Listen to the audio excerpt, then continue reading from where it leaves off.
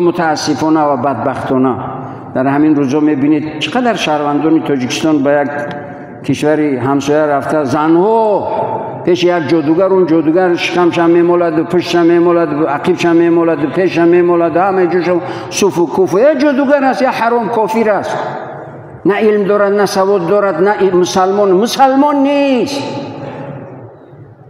ولی بعد میگم بسم الله میگه، با بسم الله گفتن مسلمان میشود یک کافر؟ همه باز زن است. چی شده است به این زن و مادرها؟ و جادوگر اگر اون توان او قدر قدرت داشته باشد نمیگیرد ملک یعنی ثروتی به شمار رو بگیرد تشکیل کند برای خود که دیگه نه به پخ نیاز بیابد و نه به دروغگویی و نه به تشویش و پریشانی. 100 نیرنگ و 100 حیله و 100 دروغ میگوید تا اینکه بکند بگیرد یعنی ثروت مردم را جمع کند با راه حرام، با سحر و جادو. سحر کافر میشود انسان وقتی که پیش سحر میرود و باور میکند جادوگر را کافر میشود، نکاحش بریده میشود، باید از سر نو نکاح کند. و قانون جمهوری تاجیکستان هم درباره جادوگرها و فالبینا و اینا هست. ولی بعضی میگن ملاگیش کرده است. و ملا جادوگر نیست و جادوگر مسلمان نیست. ملا جادوگر نمیشود، ملا فالبین نمیشود، اون ملا نیست. ولی جادوگر ملا نمیشود، حتی جادوگر مسلمان نیست، کافر است. همونایی که یعنی سیر اسرار خودشان را آشکار میکنن، قرآن را با نجاست ها و در مبرز خانه ها و در عمل های کفر روی روز عملی کفر میکنند که بعد اون شیطان و جین با اون همکاری میکند، یک اون چیز نیم کالا میگویدش یا نمیگویدش، بعد 100 چیز دیگر از خود الهام میکنند، مردم را فریب میدهد میگردد. کافرم، مسلمان نیست. احتیاط کنید، نکنید کار. خدا شاهد است. شما دیدید همون آیه که پیش فالبین میروند، پیش جادوگر میروند، نمیدونم پیش کیم چی میروند، کیم چی میروند، بعد کامیاب شدن؟ نیست، هیچ ممکن نیست. از رحمت الهی در دنیا و آخرت محروم میشوند. نروید پیش جادوگر، نگذارید که همسرها و زنها. یک برادر گفت که یکیش تمامی عضو بدنش میمالد و میقپد و کینچی یک چیزایی میکند، جادوگر است. بعد میگه شوهر کجا است؟ شوهرم در داخل ماشین. این بیناموسی است، دیوسی است. چند 100 کیلومتر میبرد زنش را در داخل ماشین میستند، بعد زنش را باید در اختیار یک مردی نامسلمانی به انصافی کافری لعینی ملعونی یعنی از رحمت پروردگار محروم شده ای در دنیا و آخرت میسپارد. و کجاست ایمان؟ کجاست ننگ و ناموس؟ کجاست همین غیرتی جوانمردی و مردیگری خودت؟ و مرد همون خروس هست، موکیانوش حمایه میکند. یا اسبی که همون حیقر که هست، یکون اسبی نری دیگر را در همون دایره خودش نمیگذارد داخل شدنی. غیرت دارد، شجاعت دارد. میبرد در داخل ماشین میشیند، میگه زنی مرا بگه که چیکار میکنی بکن. نعوذ بالله، نعوذ بالله، نعوذ بالله.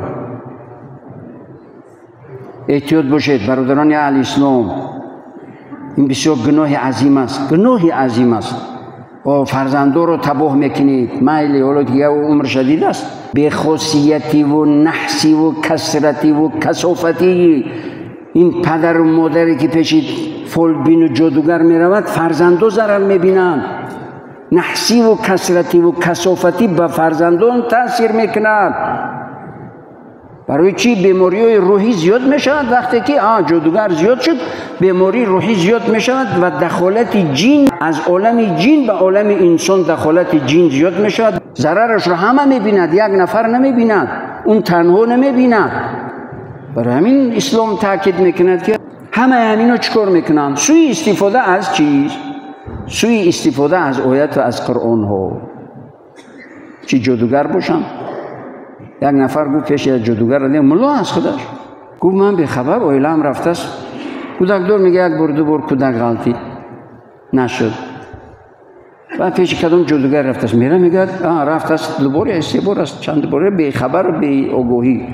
بعد یارش میگه که مردک یعنی عیب خودت بدهی مردوی میگی که خیلی نصیب خیلی تقدیر دیگر عیب خودت بدهی کو عیبی من چه عیبی ماست کی گفت عیبی ماست اونا ملو کدو ملو فلان جا اونها عمل بیوبریم کو او چه ملو است که او مرا ندیده تشخیص نکرده تحلیل نکرده یکون جو من نقپیده یک جو فهمید که عیبی ماست میره میگه سالا ریش جلک وقتون گوش کن تو ملوی ها ملوی دیگه همین اویلای من چند بار بدرک من پیشت اومده است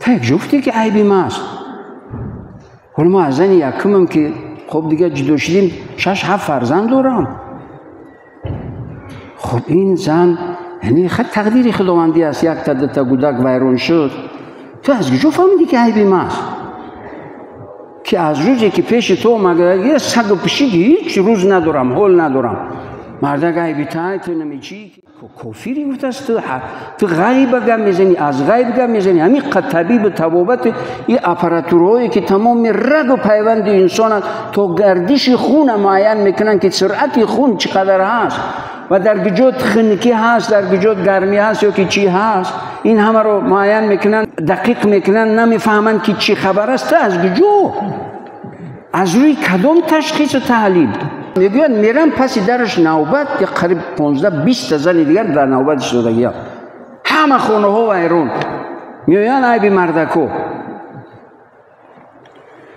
برادران یعنی اسلام این نشانه چی است؟ نشانه بفرهنگی ضعیف ایمانی ضعیف دینی به معلوماتی دینی به معرفتی طبابت درست است که پیش طبیب میره اپاراتورهایی هست در تیپ که تمام کمبودی را میگوید که کدام نوع خون و چقدر یعنی در خونت چی هست و چی نیست و چی هست خداوند عزوجل میگه با بعضی ما پسر دادیم با بعضی دختر دادیم با بعضی پسر دختر دادیم با بعضی رو عقیم ساختیم بزریو نمیشود ولی اون رو فرزند دادیم امتحان میگیریم اون رو فرزند ندادیم امتحان میگیریم اون که فرزند دارد در امتحان است اون که فرزند ندارد در امتحان است اون رو که فرزند دادیم باید که فرزندان رو تربیت کنند ولی اون رو که فرزند ندادیم باید صبر کند این دنیا امتحان است لیکن میلیون هم نعمت دیگرش دادیم به اون نعمت ها شکرگزار باشد خوشنود و خوشحال زندگی کند میلیون ها و میلیاردها نعمتش دادیم میگوید فقط یک فرزند ندادیم امتحانش میگیریم باید در این امتحان کامیاب شود این امتحان است نباید انسان یعنی هر چی که شیطان در ذهنش آورد پیروی شیطان کند و شیطان پرست شود تو چند صد کیلومتر برود پیش یک جادوگر و دو جادوگر کیم چی یک نمودو یک فرقه و یک خلیقه میکند که کم ذره عقل انسانی هم داشته باشه دولو معلومات دینی نه میفهمید که یک نیرنگ باز حیله‌گر است آدم سال خورده که ولی دیگه یک بیماری مبتلا شده است میگه رفت است و دیدست که خب دیگه یک گفته یه مشه دیگه جادوگر بده من فکر کنم که تو آدمی با فرهنگ با سواد دعواشون شده است میگه حقارت کرده با خستس آمده است کمی فرصت داشته باشید میدونید که کی هست زنو را نصیحت کنید که نرود مادرها را خواهرها را مشکلی زندگی با رفتن پیش جادوگر یا نعوذ بالله خدا نشاند یاد با خودکشی بعضیا اند که مشکلی زندگی رو میبینن در خودکشی میکنن در حال و مشکلی با خودکشی یا پیش جادوگر رفتن برعکس وزنین‌تر دشوارتر میشود عذاب دنیا و آخرت خودکشی آغازی بدبختی هست یکون شب صبح ندارد شما دیدید شبی رو که صبح نداشته باشد بیماری هم میگذرد سلامتی هم میگذرد باز اون بیماری میگذرد باز سلامتی میآید